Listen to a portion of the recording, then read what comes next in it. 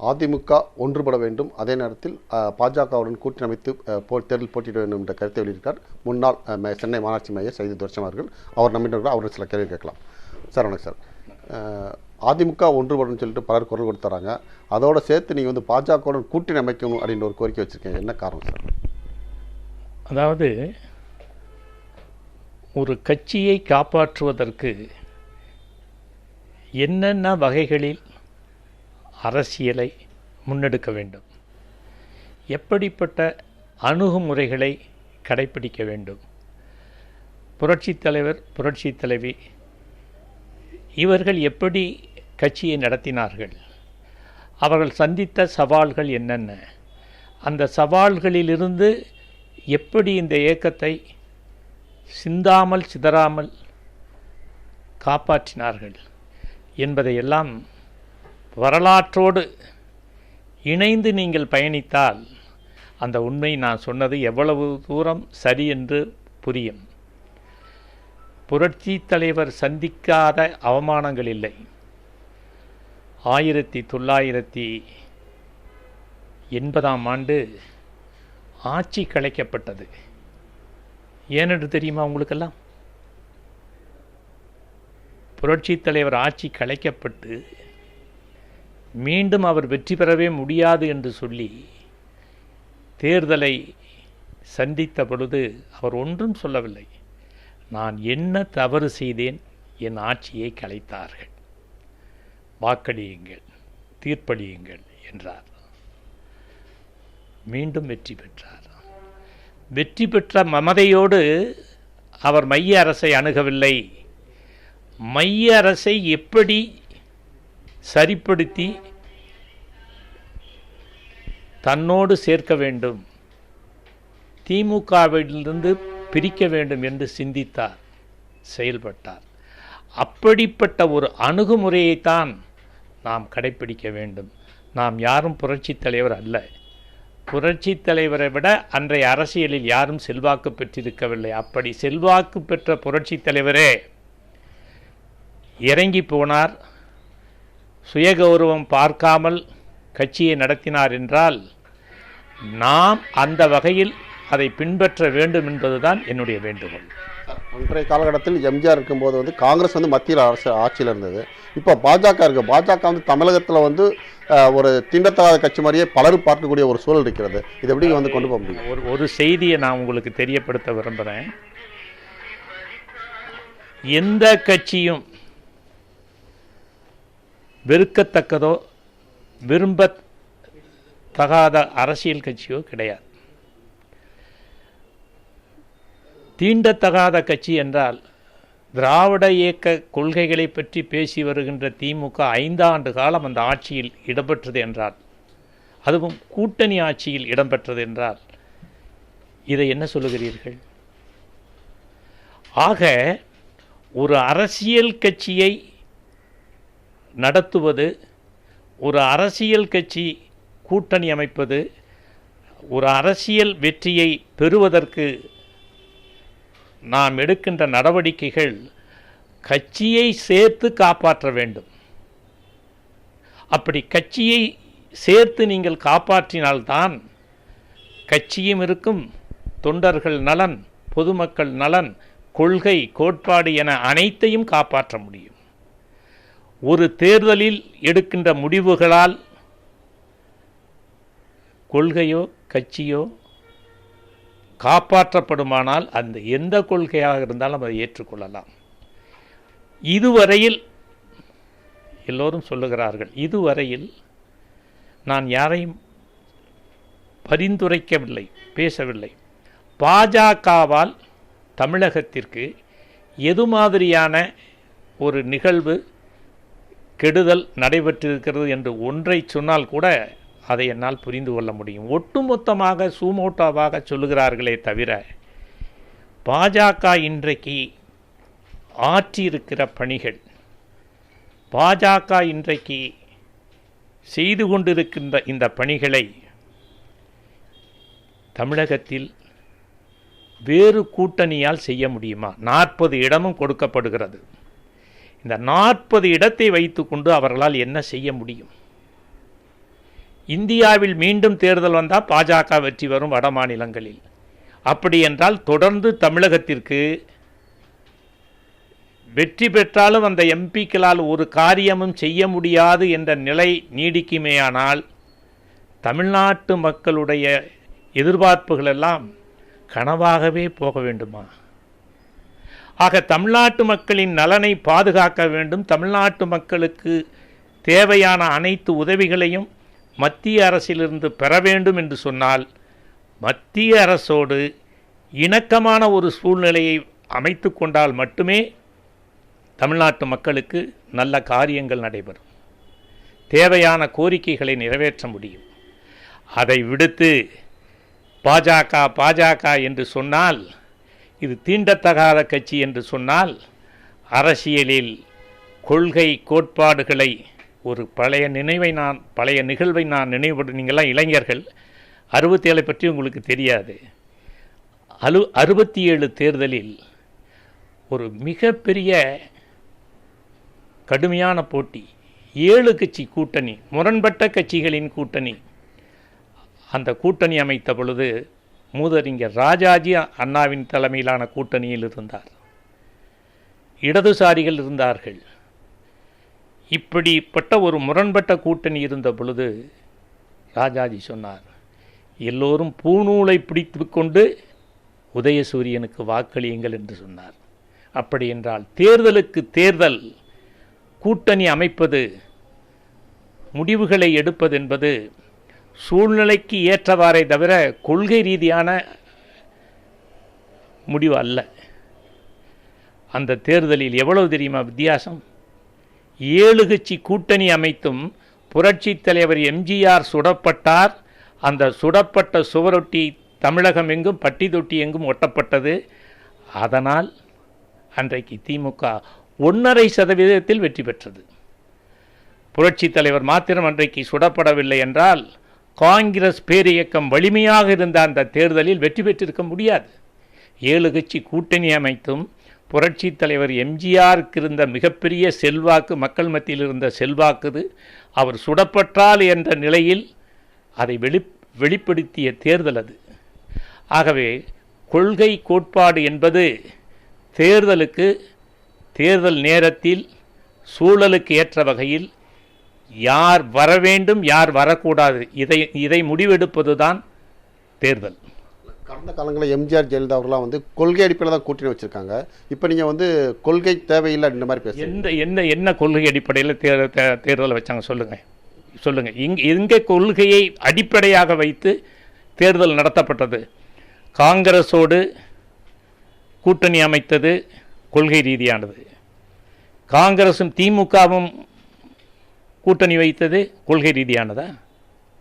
மிசா கொடுமையை செய்து மிசாவால் தண்டிக்கப்பட்டு கடுமையான போராட்டம் நடத்தி எல்லோருக்கும் அடைமொழிய பட்டமே மிசா என்று சூட்டி அழைக்கப்பட்டதார்கள். தியாகத்தை மதிக்கிறோம் என்று சொல்லி அந்த தியாகம் அப்படி என்றால் நேருவின் மகளே வருக, நிலையான ஆட்சியை தருக என்று சொன்ன பொழுது அந்த பட்டங்கள் எல்லாம் வீணானதா? அப்போ தியாகங்கள் எல்லாம் வீணானதா? ஆகவே தேர்தல் முடிவு என்பது அரசியல் களத்தில் நம்மளுடைய அரசியல் எதிரியை வீழ்த்துவதற்கு என்ன ஆயுதத்தை பயன்படுத்த வேண்டுமோ அந்த ஆயுதத்தை பயன்படுத்துகின்ற அரசியல் தலைவர்கள் தான் புத்திசாலிகள். அதுதான் சாணக்கியத்தனம், அதுதான் தேவை. அப்படி இருந்தால்தான் ஒரு அரசியல் இயக்கத்தை நடத்த முடியும். கூடார் நட்பு கேடாய் முடியும் அப்படின்னு கலைஞரே சொல்லி காங்கிரஸ் கூட்டணி விலகி வந்தார். திரும்ப அதே கட்சி கூட்டணி வச்சிருக்காங்க. ஆனால் இருந்தாலும் பாஜக அதிமுக கூட்டணி அப்படின்னு வரும்போது அது மக்கள் ஏற்றுக்கிற ஒரு சூழல் இல்லாததான் இருக்கு. இங்கே பாருங்க, மக்கள் ஏற்றுக்கொள்ளாத ஒரு சூழல் என்றால் ஒரு சான்றை நீங்கள் தெரிந்து கொள்ள வேண்டும். இது ஏற்றுக்கொள்ள முடியாத கூட்டணியா என்று பாருங்கள். கடந்த பார்லிமெண்ட் தேர்தலில் மாத்திரம் கூட்டணி அமைத்திருந்தால் அதிமுக பாஜக கூட்டணிக்கு எத்தனை இடங்கள் கிடைத்திருக்கும்? அப்படி என்றால் அது ஏற்றுக்கொள்ளவில்லை என்ற அர்த்தமா? தவறான தகவலை தயவு செய்து பதிய வைக்காதீர்கள். அந்த தேர்தலில் மாத்திரம், நாடாளுமன்ற தேர்தலில் மாத்திரம் கூட்டணி அமைத்து போட்டியிட்டிருந்தால் பாஜக அதிமுக கூட்டணி குறைந்தது 25 இடங்களில் வெற்றி பெற்றிருக்கும். அப்படி என்றால் கூட்டணி தான் முக்கியமே தவிர கட்சியை காப்பாற்ற வேண்டுமென்றால் கொள்கை என்பது, கொள்கையை விட்டு கொடுக்காமல் கொள்கையை காப்பாற்றி கொண்டு கூட்டணி வைப்பது என்பதுதான் புத்திசாலித்தனம். எந்த ஒரு நடவடிக்கை யார் எடுத்தாலும் அதை எதிர்ப்போம், ஆதரிப்போம். ஆனால் தேர்தல் என்றால் அந்த தேர்தலில் எத்தகைய சூழலுக்கு ஏற்ற வகையில் கூட்டணி அமைப்பது, இந்த அடிப்படை உண்மையை புரிந்து கொண்டுதான் கடந்த கால அரசியல் முடிவுகள் எடுக்கப்பட்டிருக்கிறது. இது வரலாறு. முதலமைச்சர் கலைஞர் கருணாநிதியோ, புரட்சித் தலைவர் எம்ஜிஆரோ, புரட்சித் தலைவர் அம்மாவோ அவர்கள் எடுத்த முடிவுகளை தயவு செய்து பாருங்கள். தேவைப்படுகின்ற பொழுது யாராக இருந்தாலும் எதிர்ப்பார்கள், தேவைப்படுகின்ற பொழுது யாராக இருந்தாலும் இணைத்துக் கொள்வார்கள். விஜயகாந்தை பேசினார்கள், ஆனால் அவரையே எடுத்து எதிர்க்கட்சி தலைவராக்கினார்கள். புரியுதா? மோடியா லேடியா என்றார்கள். பிறகு திமுகவா பிஜேபியா என்றால் பிஜேபி என்றார்கள். இதுதான் கொள்கை முடிவு, தேர்தல் முடிவு. இப்படி தன்னுடைய சாதுரியத்தால், சாணக்கியத்தனத்தால் முந்தைய தலைவர்கள் கட்சியையும் ஆட்சியையும் நடத்தினார்கள். தேவை என்றால் கூட்டணி, அந்த தேவையின் அவசியத்தை முன்னிறுத்துகின்ற பொழுது நாடா, நாட்டு மக்களா, தன்னலனா, மக்கள் நலனா என்கின்ற வகையில் அடிப்படையில் முடிவெடுக்கின்ற ஒரு திறன், ஆளுமை திறன் அன்றைய தலைவர்களிடத்தில் இருந்தது. அதனால் அது பெரிதாக தெரியவில்லை. இன்றைக்கு அத்தகைய பண்புகள் இல்லையோ என்று பேசத்தக்க வகையில் மீடியாக்கள், ஊடகங்கள் பல கருத்துக்களை பதிய வைக்கிறீர்கள். அதனுடைய விளைவுதான் இதெல்லாம். ஆகவே கூட்டணி என்பதும் கொள்கை என்பதும் தேர்தலை பொறுத்து அமையாது, அமையக்கூடாது. தற்போதைய சூழ்நிலை அதிமுக பிரிஞ்சு கிடக்கு. இதை ஒன்று சேர்க்கணும், கட்சியை காப்பாற்றணும் அப்படின்னு நிலையில தானே கட்சியினுடைய பொதுச்செயலர் எடப்பாடி அவர்கள் இருக்கிறாங்க. இது அப்படி இருக்கும்போது எப்படி கூட்டணி பற்றி ஒரு முடிவு எடுப்பார், இல்லை கட்சியை ஒன்று சேர்ப்பாரா அப்படின்ற ஒரு பிரச்சனை தான் அங்கே அதிகமாக எழுது. அதுதான் என்னுடைய ஸ்டேட்மெண்ட்லேயும் நீங்கள் பார்த்துருப்பீங்க. அதாவது இந்த கட்சி அதிமுக பற்றி தெரியுமா உங்களுக்கு? என்ன வயது தம்பி? என்ன தேவை? 36? சரி, எனக்கு 73. புரியுதா? 14 வயதிலிருந்து பொது வாழ்க்கையில் திமுகவிலிருந்து இருக்கேன், எம்ஜிஆர் மன்றத்தில். அதிமுக அப்படிங்கிற ஒரு இயக்கம் மக்களிடத்தில் பெற்றிருக்கின்ற அந்த செல்வாக்கு, மக்கள் மத்தியில் அதிமுகவுக்கு இருக்கிற மதிப்பு, மரியாதை அது சாதாரணமானதல்ல. புரியுதா? இன்றைக்கு நீங்கள் கேட்டது என்ன, அதிமுக எப்படி வெற்றி பெறும்னு கேட்குறீங்க. இல்லைங்க, பிளவு கெட்டு கிடக்குது பொதுமக்கள் மத்தியில். இதெல்லாம் ஒரு நாளில் சரி செய்ய முடியும், அவையெல்லாம் ஒரு நாளில் சரி செய்ய முடியும். இன்றைக்கு இப்படிப்பட்ட நிலையிலும் அதிமுகவிற்கு 25%, 28%, 20% என்று பல்வேறு கணக்கு போட்டு சொல்கிறாங்க. இவைகளை கட்சி தளபதிகள் இன்றைக்கு நினைத்தால் ஒரே ஒரு நொடியில் அனைத்தையும் சரி செய்ய முடியும். உங்களுக்கு ஒரு விஷயம் தெரியுமா? இப்போ இந்த அதிமுக வாக்கு வங்கி இருக்குல்ல, இது யாருடைய வாக்கு வங்கின்னு நினைக்கிறீங்க? இது என்ன, இதனுடைய வாக்கு வங்கி யாருக்கு, எப்படி, அப்படி என்ன கணக்கிடுறீங்க சொல்? புரட்சி தலைவர் எம்ஜிஆர் என்ற மாமனிதன் தமிழ்நாட்டினுடைய அசைக்க முடியாத மாபெரும் மக்கள் தலைவர். அதை முதல்ல புரிஞ்சுக்குங்க. புரட்சி தலைவர் எம்ஜிஆர் தான் 1953 திமுகவில் இணைந்து திமுகவை வளர்த்தார், தானும் வளர்ந்தார். அண்ணாவை முதல்வராக்கினார், கலைஞரை முதல்வராக்கினார், 3 முறை தொடர்ந்து முதல்வராக இருந்தார். அதற்கு பிறகு புரட்சி தலைவி, அதற்கு பிறகு ஜானகி அம்மையார், அதற்கு பிறகு புரட்சி தலைவி, அதற்கு பிறகு ஓபிஎஸ், அதற்கு பிறகு இபிஎஸ், இப்படி தொடர்ந்து முதல்வராக்கிய பெருமை அதிமுகவிற்கு மட்டுமே உண்டு, புரட்சி தலைவருக்கு மாத்திரமே உண்டு. புரட்சி தலைவரை பயன்படுத்தாமல் தேர்தல் களத்தில் அதிமுக புரட்சி தலைவி அம்மாவின் தலைமையிலேயே தோற்றதுதான் வரலாறே தவிர எந்த தனிப்பட்ட மனிதனுக்கும் புரட்சி தலைவரை போல் செல்வாக்கு கிடையாது. ஆக புரட்சி தலைவர் எம்ஜிஆருடைய பெயரை உச்சரித்தால், அவர் கொண்டு வந்த திட்டங்களை மக்கள் மத்தியில் கொண்டு சென்றால், புரட்சி தலைவர் எம்ஜிஆருடைய தம்பிமார்கள் நாங்கள் மீண்டும் எம்ஜிஆர் ஆட்சியை கொடுப்போம் என்று சொன்னால் அதைத்தான் மக்கள் விரும்புகிறார்கள். இது எம்ஜிஆரின் சின்னம், இது சத்துணவு தந்த சின்னம், தாலிக்கு தங்கம் தந்த சின்னம் என்று சொல்லுகின்ற பொழுது மக்கள் மத்தியில் கிடைக்கிற வரவேற்பும் எழுச்சியும் வேறு எந்த கோஷத்துக்கும் கிடைக்காது.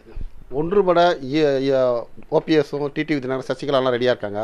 ஆனால் எடப்பாடி வந்து அது வரமாட்டார், முன் வரமாட்டார். அப்படின்னும் போது எப்படி இந்த அவருக்கு என்ன நீங்கள் சொல்ல விரும்புகிறீங்க சார்? இல்லை இல்லை, அவர் வருவார். தன் உயரம் என்ன என்று ஒவ்வொருவருக்கும் தெரியும். அதிமுகவினுடைய கட்சியின் வளர்ச்சி, அதிமுகவினுடைய தொண்டர்களின் எதிர்பார்ப்பு, அதிமுகவின் நம்பி இருக்கிற பொதுமக்களின் எதிர்பார்ப்பு, இவைகளை எல்லாம் அவர் முன்னிறுத்தி ஆய்வு செய்தால் நிச்சயமாக அவர் நல்ல முடிவெடுப்பார். நல்ல மனிதர், அவர் நிச்சயமாக தவறு செய்ய மாட்டார். அவருக்கென்று சில வருத்தங்கள், அவருக்கென்று சில சங்கடங்கள் எல்லாம் இருக்கிறது. ஆனால் அதற்காக இந்த கட்சி அழிந்து போவதை ஒரு காலும் எடப்பாடியார் அனுமதிக்க மாட்டார் என்று தான் நான் நம்புகிறேன். ஒன்றுபடுவாங்க நம்பிக்கை இருக்கா உங்களுக்கு? நிச்சயமாக இதற்கெல்லாம் காலம் பதில் சொல்லும். எல்லா வகையிலும் விடை தருவது காலம்தான். அந்த காலம்தான் மிகச்சிறந்த ஆசான். அந்த காலம் அதிமுகவிற்கு, அந்த தளபதிகளுக்கு புரட்சி தலைவர் எம்ஜிஆர் இறை தூதராக இருந்து அவர்களை மாற்றி அமைப்பார்.